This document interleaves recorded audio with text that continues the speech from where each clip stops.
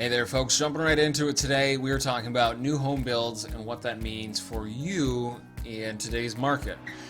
I'm going to start off first with the average home sales per year over the last few years. Since 2014, we've seen an upward trend even through the pandemic with 133,000 versus 131 the year before. So far this year, we're on a little bit lower track to meet the same kind of number. We started out the same way last year, and I think we're still going to see that number be higher than last year because of new home builds. Because there's a lot more permits being issued and a lot more buildings being built.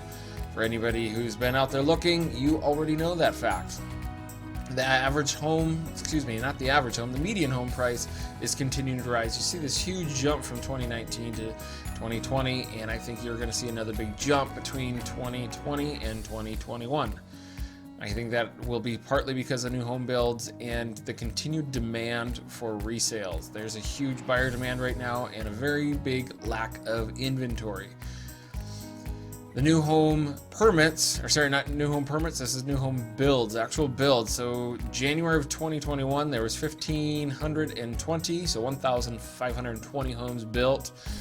January of 2020, there was 1,530 homes built. So those pre-pandemic numbers coming up there. And during pandemic numbers, we were still able to hit almost the exact same number. That's going to increase as we go along, because you got to think these homes were started in May or June, right at the beginning of the whole pandemic. Not sure what was going to happen and where everything was going. So that's good numbers to look at.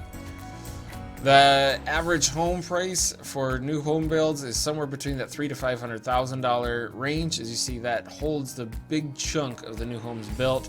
We have some that are less than $300,000 and obviously some that are over $500,000.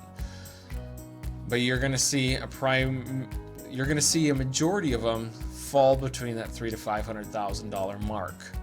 This is a rolling average of the number of new permits for single family homes. As you see, it is quite high as we continue to go through 19 through 2020 and continuing on. As you see, these are continuing to rise. Those are going to be built in 2021, allowing the people who are looking right now and at the end of last year into some new homes, alleviating that pressure for the resale market. The single family permits monthly obviously jumps up and down depending on the month and depending on the inventory, but it's on the rise. It's staying steadily higher, and these numbers are going to affect the number of sales per month come April, May, June, July. Those numbers are going to continue to rise for number of homes sold because of all these new home builds that are going to come onto the market. I know that a lot of them are already sold, but the permits are still there. They're showing that there's going to be a lot more new home builds coming. And so if you're looking for one, definitely talk to somebody, talk to an agent. I'd love to help you out and get you into a new home build.